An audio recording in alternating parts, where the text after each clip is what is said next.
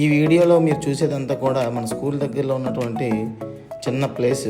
ఆ ప్లేస్లో మన చిన్నప్పటి నుండి కూడా ఎన్నో సంవత్సరాల నుండి చెత్త వేయడం, అలాగే ఏదైనా ఇంట్లో కార్యక్రమం అయినా ఆ చెత్త అంతా కూడా అక్కడ వేసేవారు.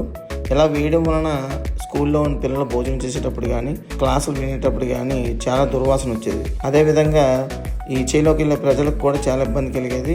శ్మశానానికి వెళ్ళే దారి అయితే మరీ దారుణంగా ఉండేది. ఎవరైనా చనిపోతే తీసుకెళ్ళడం కూడా చాలా కష్టంగా ఉండేది. అయితే ఈ ప్లేస్ని శుభ్రం చేయడానికి చాలామంది అడిగిన తర్వాత చాలామంది కూడా నన్ను కొద్దిగా భయపెట్టారు.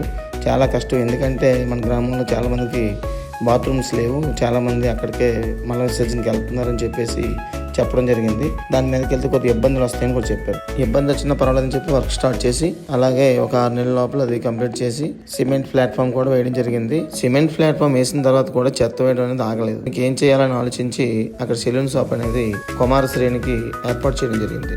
అది ఏర్పాటు చేశాక కొంతవరకు తగ్గింది. కొన్ని రోజుల తర్వాత ఆ కళ్ళాలకు వెళ్ళే వాళ్ళందరూ కూడా ఒక గేట్ ఏర్పాటు చేయడం, అక్కడ మల విసర్జన జరగకుండా పూర్తిగా బంద్ చేయడానికి వాళ్ళు ప్రయత్నించడం కూడా అభినందించదగ్గ విషయమే. అయితే మనం ఎన్ని గేట్లు కట్టినా, ఎన్ని సెలూన్ షాపులు పెట్టినా, అలాగే సిమెంట్ కాంక్రీట్తో ప్లాట్ఫామ్ కట్టినా, ఇలా ఎన్ని చేసినా పూర్తి స్థాయిలో మార్పు రాదు. మార్పు రావాలంటే మన ఆలోచన విధానంలో మార్పు రావాలి, మనలో మార్పు రావాలి. ఇలా ఎప్పుడైతే మన ఆలోచనలో మార్పు వస్తుందో అప్పుడే పూర్తి స్థాయిలో మార్పు అనేది జరుగుతుంది. కానీ నేను ఎక్కువ తిట్లు కాసింది మాత్రం ఈ ప్లేస్ని శుభ్రం చేసేటప్పుడే. కానీ ఏం చేస్తాం, గ్రామం మొత్తం కోసం ఒక 20 మందిని ఇబ్బంది పెట్టినా పర్వాలేదని ముందుకు వెళ్ళడం జరిగింది.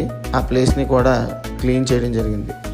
ఎవరినైనా మాత్రం నేను ఇబ్బంది పెట్టుంటే మాత్రం మీ మంచి మనసుతో క్షమిస్తారని మరి కోరుకుంటూ, మీ వెంకట్.